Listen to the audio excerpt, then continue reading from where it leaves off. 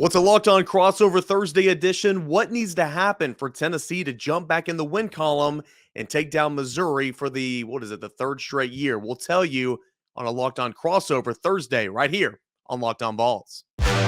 You are Locked On Vols, your daily podcast on the Tennessee Volunteers. Part of the Locked On Podcast Network, your team every day.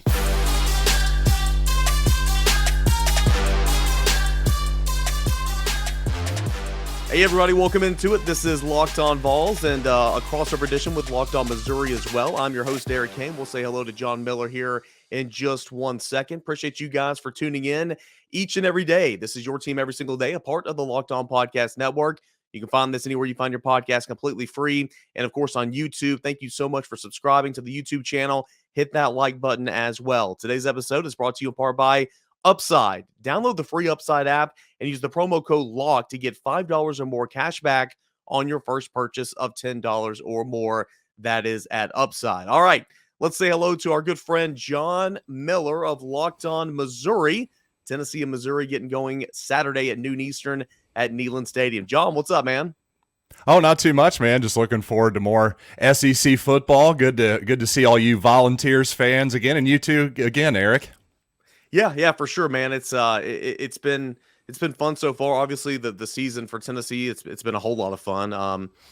Came up short in Athens. That was a really tough environment. As you guys know, heck, Missouri almost beat Georgia at your home field a couple weeks ago. So that was really exciting. But it's hard to believe that football season's already entering week 10. That's mind blowing. Right, we're 75% of the way home, basically. I can't believe it. I don't like it, quite honestly. It always goes way too fast, but that's part of the beauty of the sport, you have to admit. Yeah, no doubt about it. All right, so for Tennessee and Missouri this weekend, Tennessee looking to get back in the win column, of course, dropping to Georgia last weekend. Missouri, of course, is also looking to do the same thing. Fell to Kentucky 21-17. Prior to that, won 2 straight over Vanderbilt and at South Carolina. Tennessee is a 20.5-point favorite at the time of this recording, with the total sitting at 57. That's per BetOnline. John, what's the biggest storyline to watch out for Missouri this week as Missouri comes to Neyland Stadium?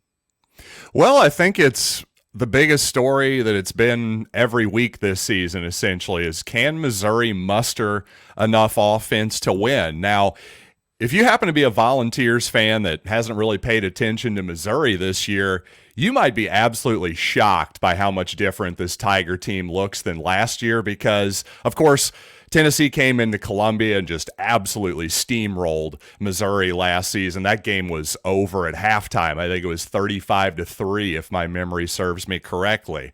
And frankly, it could have been worse by the end of it. If anything, the Vols kind of took their foot off the gas. But this season, suddenly Missouri's gone from one of the worst defenses in all of college football to a legitimate top 10, 15 kind of unit. I mean, it's really been a truly stunning turnaround, but unfortunately, the lack of offense that Missouri had the second half of that season has carried over for the most part into this year. You know, there's been a lot of talk about, hey, should they try another quarterback? Missouri certainly hit the transfer portal market hard in this previous offseason and struck out. So to me, you're looking at a Missouri offense that only scored 17 against Vanderbilt. They scored, I believe, 17 last week against Kentucky as well, against a much better defense, by the way, Kentucky than Vanderbilt. But that's it. To me, it's as good as Tennessee is.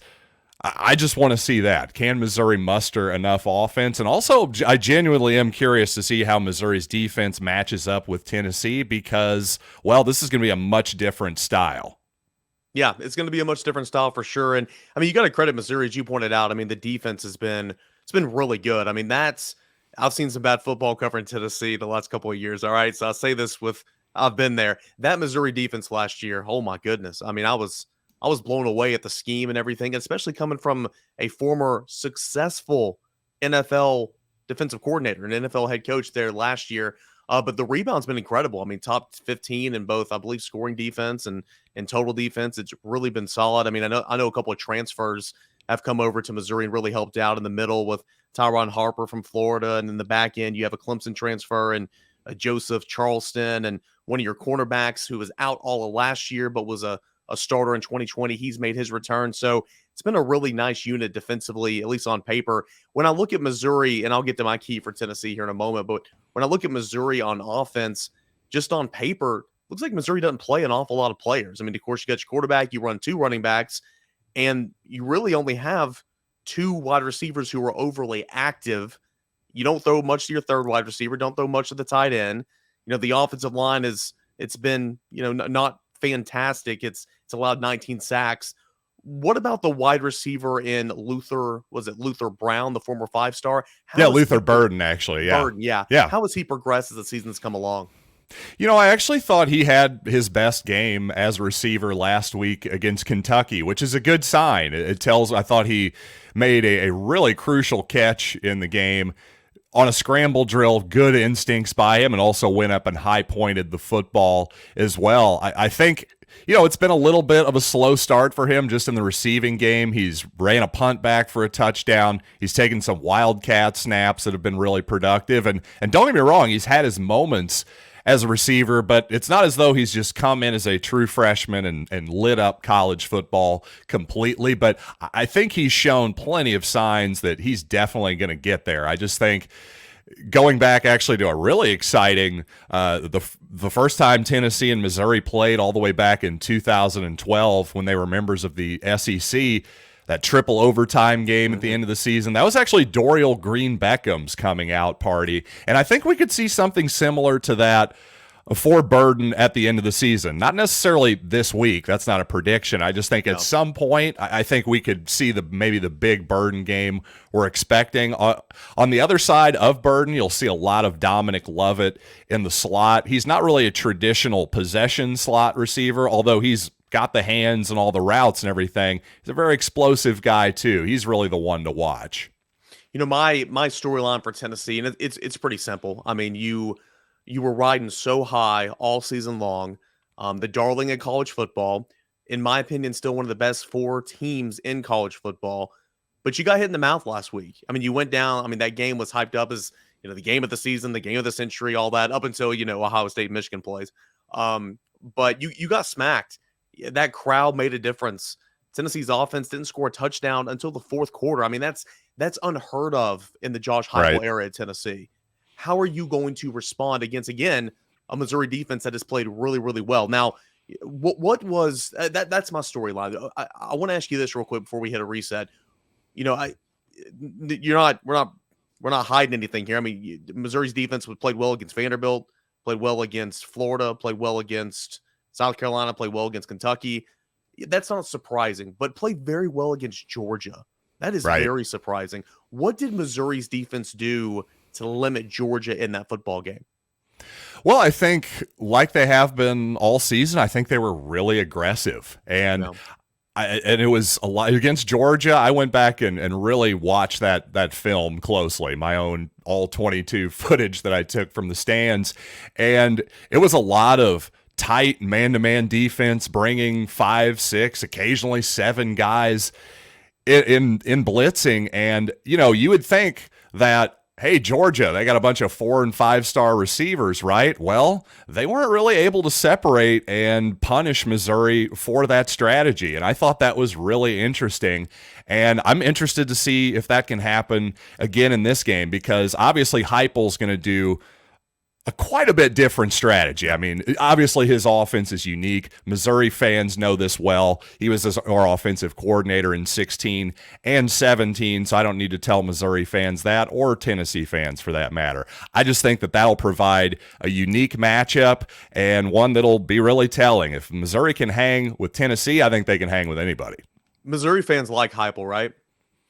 It's a mixed bag. I think Josh Heupel has come a long way since his Missouri times. The offense looks pretty similar, but as a head coach, I just feel like he's learned how to manage the sort of hyper speed offense a little better, knowing when to slow down at times. I just think he's kind of worked out the kinks. But obviously, in retrospect, you have to say that Josh Heupel did a great job as Missouri's offensive coordinator, in my humble opinion. You marry a good coach and a good scheme with a good quarterback in that development. I mean, that's what Missouri had with Drew Lock and Heupel. It's what Yeah, Tennessee has absolutely. right now. Yeah, with Hendon Hooker. So it's been fun to watch. Hey, the key matchups on both sides. What are we going to be on the lookout for here when Tennessee takes on Missouri at noon Eastern at Neyland Stadium on Saturday? We'll tell you all that here in just one moment. But this episode is brought to you in part by Upside. All right, so whether it's driving less, dining out less, or buying less from the grocery store, we can all agree there's nothing fun about less. That's why I started using Upside. Upside is an incredible app for anyone who buys gas, groceries, or dines out. With Upside, I don't have to cut back because I get cash back on every single purchase. To get started, all you need to do is download the free Upside app. You can use my promo code LOCKED, and you're going to get $5 or more cash back on your first purchase of $10 or more. Again, that's $5 or more cash back on your first purchase of $10 or more. Next, claim an offer for whatever you're buying on Upside. Check in, just like on Facebook. Check in at the business, pay as usual with credit or debit card, and then you get paid. In comparison to credit card reward loyalty programs, you can earn 3 times more cash back by using Upside. Upside users are earning more than $1 million every single week. That's probably why they have a 4.8 star rating on the App Store. Download the free Upside app and use that promo code LOCKED to get $5 or more cash back on your first purchase of $10 or more. That's $5 or more cash back on your first purchase of $10 or more by using the promo code LOCKED. Get Upside. All right, thanks for making Locked On Vols and Locked On Mizzou your first listen today. For your second listen, check out Locked On Sports today. From the biggest games, the biggest stories, go beyond the scoreboard and behind the scenes with local experts and insights only Locked On can provide. That's Locked On Sports today, available on this app, YouTube, and wherever you get finer podcasts, Eric Kane. Like, of course, my podcast and your podcast. Definitely in the finer category, without question. But you know what, Eric, for this segment, I want to talk about matchups for the game. And I sort of alluded to it in the first segment, but I want to get back to it because I really think it's that important. Because I noticed in the Tennessee-Georgia game that Tennessee's rushing attack was relatively held in check, and it seems to me that if Missouri can do the same, it's all then going to come down to the outside. Can Chris Abrams-Draine, the top Missouri cornerback, can he hang with Jalin Hyatt? Then on the other side, who's the number 2 receiver? Who's like the biggest guy I as a Missouri fan should worry about for Tennessee? Who's Ennis Rakestraw going to have to match up with? You know, it's funny, man. Before Jalin Hyatt went all world this season, I mean, it was Cedric Tillman. Cedric Tillman, okay, all SEC caliber receiver last year, and I definitely remember him from last year. Yeah, he went down earlier in the season when the Akron game. I think he missed 5 games total, but he's back now, and he played the entire game last week. So that 1-2 punch of Hyatt in the slot paired with Cedric Tillman on the outside on one side is pretty dynamic. Then you have Brew McCoy on the other side. Yeah, I think it'll be interesting to see if Hyatt does play most of the game in the slot. Will Missouri use one of their traditional outside corners? Because I tend to think they might. A lot of times, especially the way Heupel lines those guys up really wide, sometimes those slot players aren't as wide as they would typically be. So I think maybe if you're Missouri, you can kind of change those matchups off after the snap, which, by the way, confused Will Levis a couple times. Also, another thing to note, Chris Abrams-Draine, before this season, he was a slot corner last season. He's been playing outside this season, so I think he certainly has the ability to float around if he wants to. I don't know that Missouri's done that a lot with him this season. It seems like Blake Baker just likes to leave his corners maybe on one side, but could maybe change it up a little bit against what's obviously a different kind of offense than they've seen so far all year, including Georgia, in my opinion. You know, it's so absolutely. I mean, Georgia's offense is really good, and that's something that I felt like nobody last week was giving enough credit to. I'm like, guys, Tennessee's got the number 1 offense in the country. Georgia's right behind them. You're like top 5, yeah. Yeah, and so right. But you're exactly right. And it's so refreshing talking to someone that understands the Heupel offense, because I'll be like, yeah, they have wide splits. You're like, well, how wide can they be? Watch Pretty the game. Freaking wide, yeah. Those splits are wide. He runs so much off motion, and so yeah, it's a really good point. If you take a traditional corner that does have versatility in playing the slot corner in years past and put him over Hyatt, because they will pair Jalin Hyatt and Cedric Tillman together, and Hendon Hooker will look to that side of the field 7 times out of 10 before he looks over here to Brew McCoy. So one thing for me I'm looking for, and a lot of this, in my opinion, Hendon Hooker didn't see it this way. Alex Golish, the offense coordinator, didn't see it this way. But I thought Hendon held on the football a little bit too long against Georgia. 6 sacks. I would give a couple of those sacks to put it on Hooker. But obviously, offensive line's got to be more prepared. It was a really bad day for the center guard center combo. Spraggins, Cooper Mays, and Jerome Carbon, in my opinion, against Georgia. Jalen Carter looked really good, but also, Georgia brought pressure from the outside. The J.J. Crawford, Gerald Mincy on that left side at tackle didn't have the best game, and Darnell Wright actually had a pretty decent game at right tackle. But up front, you've got to protect Hendon Hooker a little bit better. And this offensive line has been so good all season long, except against Georgia. So how does it respond? I look at Isaiah McGuire, a really talented end. John, let me ask you, does he flip or does he stay on one side? That's a great question. I honestly, I think he tends to stay on one side, but I really can't answer that for you off the top of my head. Isaiah's been a really good player this year, though, and frankly, there's been another guy who really popped on film last week, seemingly gets better every week, also at that defensive end position. Got to watch DJ Coleman. Actually ended up being, I tweeted this out just recently, retweeted it from Pro Football Focus. He was one of their top 10 rated pass rushers of this past week in all of college football. So that definitely matched up with what my eyes are telling me. And Eric, speaking of defense, I know this defense for Tennessee is solid, not quite up to its offensive standards, but that's asking a lot. Is there anything about this Tennessee defense that is particularly vulnerable to anything? Oh, yeah. Now, I'll say this, Locked On Vols fans, listening right now, they've gotten better, and they're playing, in my opinion, they give up 3 big plays, and they all count. I've said this all week. They're tired of hearing this, but right. They settled in, once they were down 24-6 or whatever, but you give up 3 big plays in the passing game last week. Outside of those 3 plays, I thought they played pretty solid, and they're getting so much better in the back end, but it's the secondary, without a doubt. You've got 2 veterans at safety who are probably a step too slow for the liking. I think Trayvon Flowers is playing some pretty good football right now, but it's the mixture of cornerbacks Tennessee's used this season. Right now you've got a converted safety playing cornerback right now, Danico Slaughter, and he's playing some pretty good ball. You got Brandon Turnage, formerly of Alabama, came over last year. It was against South Carolina. He was actually the SEC Defensive Player of the Week, filling in at the star position, but he's playing corner now, and he continues to gain more confidence. Those guys are playing okay football right now, but Kamal Hadden is a starter. He was available last week, but didn't play an awful lot. Well, he played more in this football game. Christian Charles has been your starter all season long, but went out at the end of the Alabama game. Is he going to make a return this week?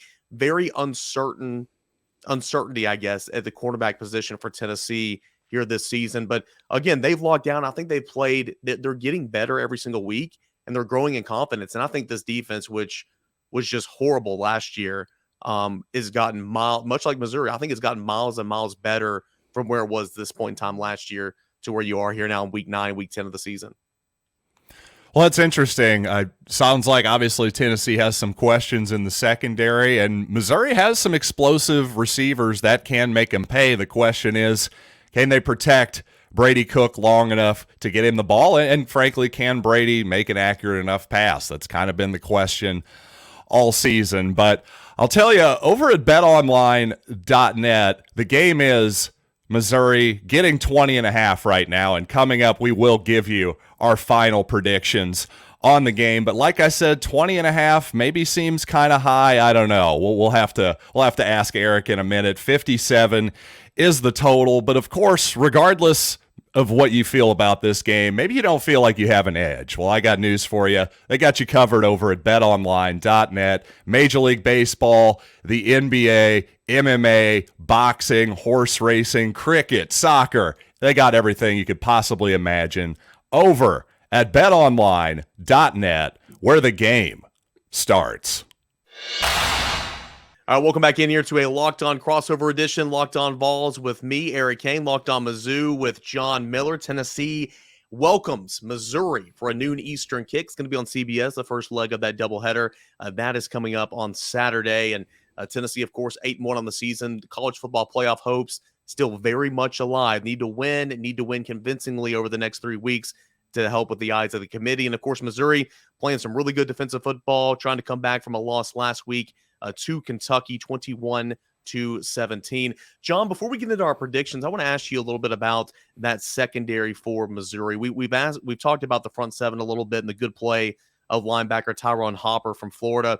But a guy that I remember going into the matchup last year was safety Martez Manuel. I think he's playing a little star this year. Yeah. Is he the leader of that group back there? Because I remember him last year going into the game, and it looks like he's got some pretty decent stats so far this year as well. Yeah, I think he's definitely one of the emotional leaders of the team for sure. He had a big rousing speech before the victory in Columbia, South Carolina against the Gamecocks a couple weeks ago. And yeah, I think that star position, that's something you referenced Tennessee plays too. You know, obviously a sort of hybrid linebacker, strong safety type of deal. I think it definitely fits Martez Manuel's game quite well. And also Dalen Carnell, a guy Missouri recruited as a corner out of the Indianapolis area. He's now a true sophomore. He's actually fit into that star position quite well too, especially for a guy who's got the size to play in the box, but also the cornerback skills. He's been really impressive too. So those two guys to go along with the two corners I've already mentioned. The safety play has been solid. So yeah, there's a lot going right with Missouri's defense so far this season, and frankly, not much going wrong other than what I've noticed, the occasional Missouri's a little bit susceptible on, say, it's 3rd and 6 in a crucial situation, the quarterback scramble can kind of get him. And obviously that's something Hendon Hooker is capable of doing.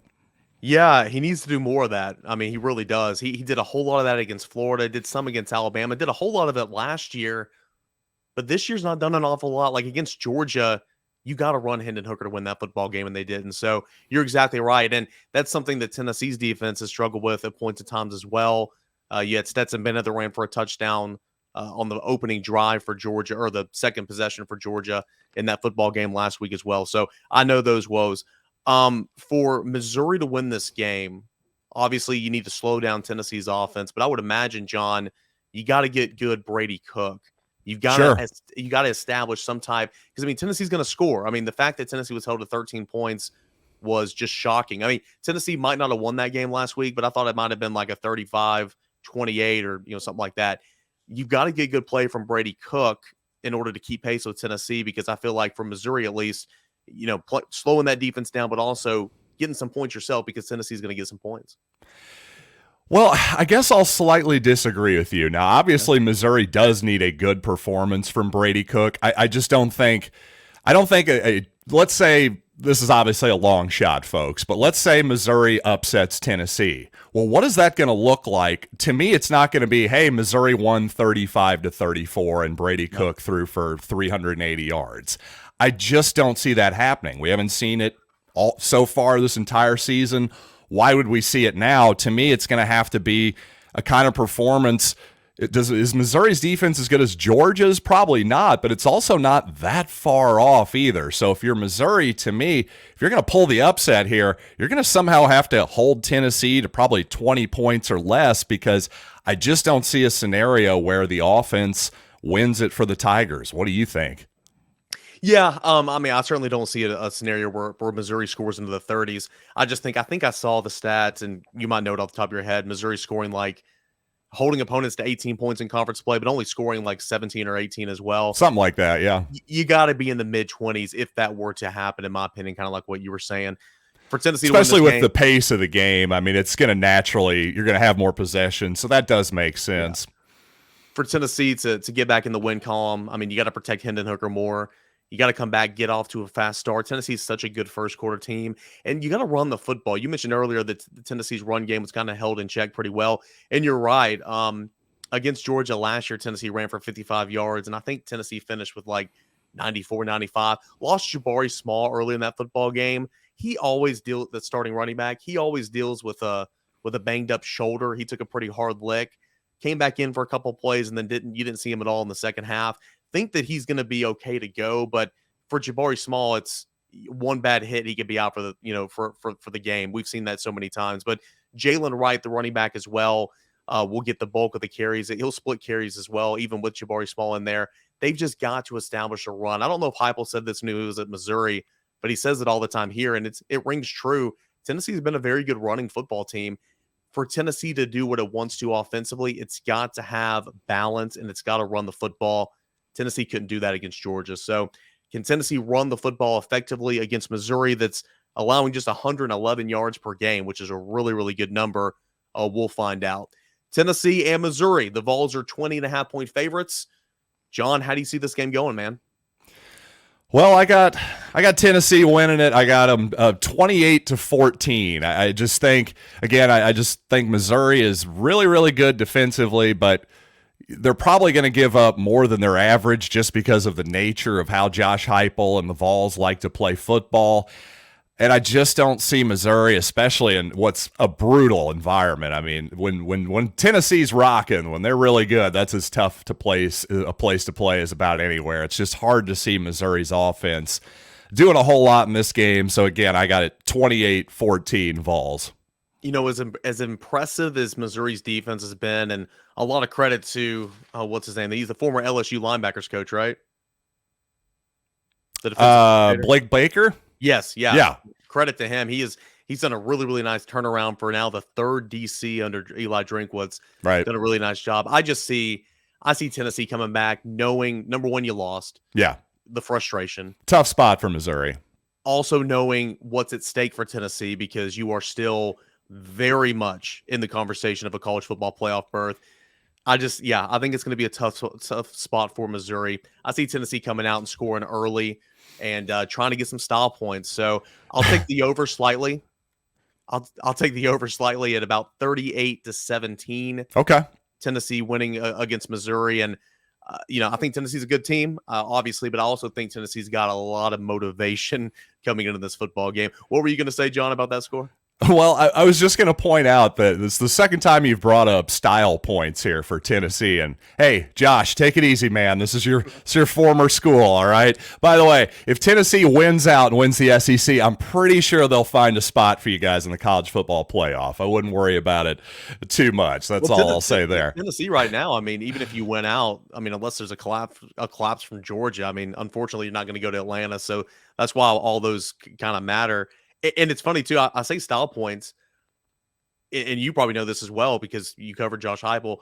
Even when the backups are in the game, you're still running your offense. So, that's just kind of how Tennessee plays. So I enjoy that, by the way. Let the backup quarterback and the backup offensive lineman, let them cook. Why not? Don't you want to actually evaluate the other guys on your roster? So exactly. I'm all for that. I don't like running up the score with the first string, but if you can't stop the second string, that's on you. Yeah, and I'm not anticipating Joe Milton or any of those guys playing in this game, but when they have this season, you're exactly right. It's you want to get an eval on them, but also those guys practice every single day. Why not let them run the offense? Absolutely.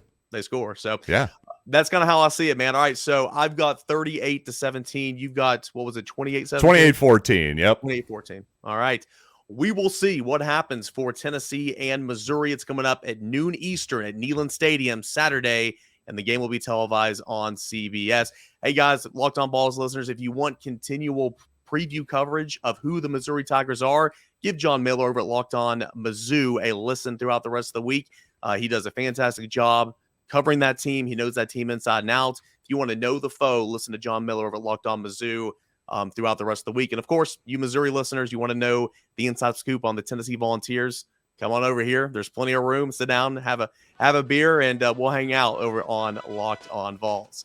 For John Miller, I'm Eric Kane. It's been another Thursday Locked On crossover edition with Locked On Vols and Locked On Missouri. Check out Locked On Sports Today.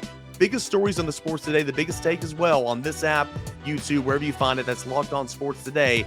Make that your second listen right behind maybe your third listen right behind Locked On Vols and Locked On Missouri. See you guys.